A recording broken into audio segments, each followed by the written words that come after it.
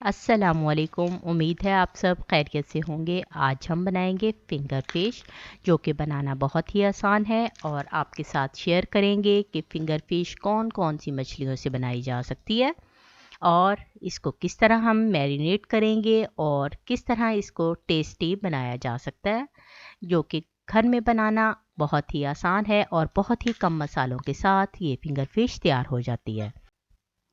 Finger fish जो है वो टूना फ़िश, किंग फ़िश, मली फ़िश और फौजी खग्गे से बनाई जा सकती है। लेकिन मैंने यहाँ पर मली मछली ली है। ये तकरीबन 2 किलो से ज़्यादा की मछली थी, जिसमें से मैंने कांटा निकलवा कर इसके फिंगर की शेप में पीसीस बनवा लिए हैं। अब ये 1 किलो है और इसके आप अगर चाहें तो स्किन उतरवा सकते हैं, लेकिन मैंने यहाँ पर इसकी स्किन साथ रखी है। इसको नमक और मैंने अजवाइन लगवा ली थी। मैंने यहाँ पर इसको बारीक पीसेस में कटवाया है। आप चाहें तो इसको थोड़े मोटे पीसेस भी रख सकते हैं। वैसे आमतौर पर जब हम रेस्टोरेंट्स में खाते हैं तो वहाँ पर बारीक पीसेस ही होते हैं। एक तो अच्छे तरीके से फ्राई हो जाती है और दूसरा क्रिस्पी बनती है।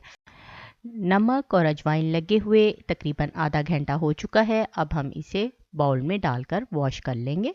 आपने पीसीस देखें, इतने इतने बनवाने हैं। बहुत छोटे पीसीस हमने बनवाए हैं ताकि ये क्रिस्पी बने और अच्छे तरीके से मैरिनेट, जो है महंगी मछलियों में शुमार होती है।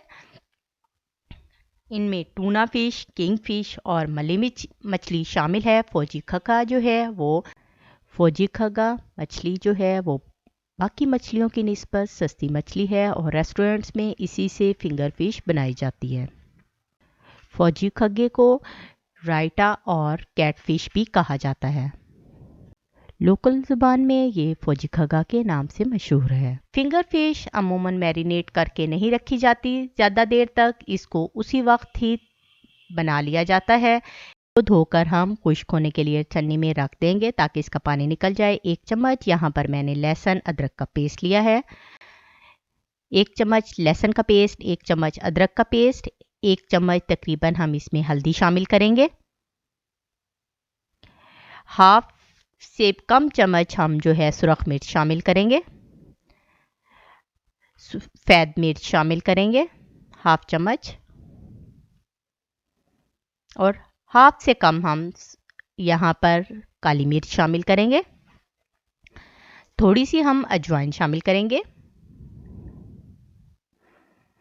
मछली मसाला शामिल कर रहे हैं हाफ चम्मच। ये ऑप्शनल है, आप चाहें तो इसको स्किप कर सकते हैं। अब हम 5 से 6 लेमन का जूस शामिल करेंगे और 1/4 चम्मच हम यहाँ पर नमक शामिल करेंगे। नमक यहाँ पर मैं कम इस्तेमाल कर रही हूँ क्योंकि पहले इस मछली को हमने नमक और अजवाइन लगा कर रखा था। अगर आपने नमक और अजवाइन ना लगवाई हो तो फिर आप इसमें हाफ चम्मच नमक शामिल कर सकते हैं।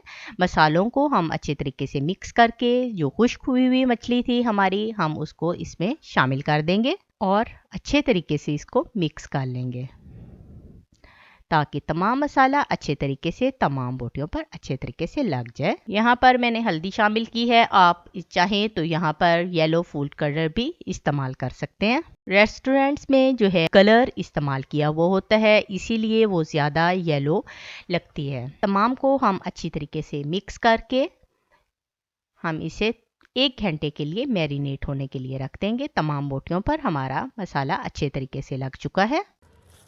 अब हम इसे 1 घंटे के लिए किसी बाउल में रखकर छोड़ देंगे। 1 घंटा हो चुका है। अब हम इसे निकाल लेंगे और बाकी मैरिनेशन का प्रोसेस करेंगे। अब हम यहाँ पर 2 चम्मच कॉर्नफ्लावर ले रहे हैं और 2 चम्मच हम इसमें मैदा शामिल करेंगे।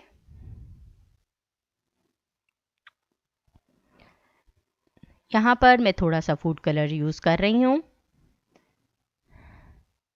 इसको अच्छे से मिक्स कर लेंगे और मैरिनेट की हुई जो हमारी मछली है उसको अच्छे तरीके से प्रेस कर करके इसको हम कोटिंग करते जाएंगे। जितने अच्छे तरीके से आप इसको प्रेस करके कोटिंग करेंगे उतने ही अच्छे इसके क्रम्स बनेंगे। मैं एक प्लेट में कोटिंग करके निकालती जा रही हूँ। इसी तरह आप तमाम पीसेस को अच्छे तरीके से कोटिंग कर लेंगे। कोटिंग करने का दूसरा तरीका ये है कि आप जो हमने कॉर्नफ्लावर और मैदा मिक्स किया है उसमें तमाम मछली को डाल के अच्छे तरीके से हाथ की मदद से मिक्स कर लेंगे। तमाम पीसेस पर अच्छे तरीके से कॉर्नफ्लावर और मैदा चिपक जाएगा। अगर ये अब इसके साथ ना चिपक रहा हो अच्छे तरीके से तो फिर आप इसमें थोड़ा सा पानी शामिल कर सकते हैं। मैं यहाँ पर थोड़ा सा पानी शामिल कर रही हूँ, तकरीबन 2 से 3 चम्मच पानी यहाँ पर मैंने शामिल किया है और इसको अच्छे तरीके से मिक्स कर लेंगे ताकि तमाम कॉर्नफ्लावर और मैदा जो हमने हमें बनाया था वो इसके साथ अच्छे तरीके से चिपक जाए। ये देखें तमाम पीसेस पे अच्छे तरीके से लग चुका है।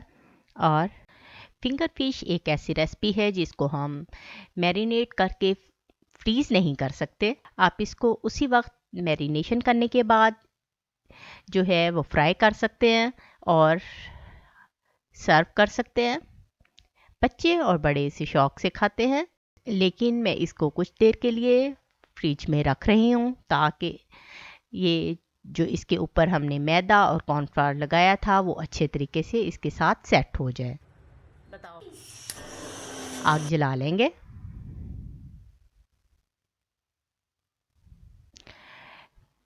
पैन में ऑयल डालकर गर्म होने के लिए रख देंगे। यहाँ पर आपने ऑयल को अच्छे तरीके से गर्म कर लेना है ताकि जब हम इसमें पीसेस डालें तो इसके अच्छे क्रंची जो है वो क्रम्स बने। अगर आप इसे ठंडे ऑयल में डालेंगे तो ये अकड़ जाएगी और इसकी क्रिस्पीपन जो है वो नहीं आएगा और क्रंची नहीं बनेगी। एक साइड हो चुकी है, देखें मैंने इसे बड़ी आहिस्ता नरम हाथों से इसको पलटा है ताकि ये टूटे ना। मैंने इसे शैलो फ्राई किया है, आप इसे डीप फ्राई भी कर सकते हैं। मछली हमारी फ्राई हो चुकी है, अब हम इसे प्लेट में निकाल लेंगे। बहुत ही मज़े की बनी है और बहुत अच्छी लुक आ रही है इसकी और बिल्कुल बाज़ार जैसी येलोइश कलर आ रहा है इसका। और आप इसे चटनी के साथ सर्व करें। आपको उम्मीद है कि हमारी ये रेसिपी पसंद आई होगी और आप इसे ज़रूर ट्राई करेंगे। अपनी फ्रेंड एंड फैमिलीज़ के साथ इसको शेयर कीजिएगा। हमारे चैनल को सब्सक्राइब कीजिएगा। अल्लाह ताला आप सबको अपने हिफ्ज़-ओ-अमान में रखे। आमीन।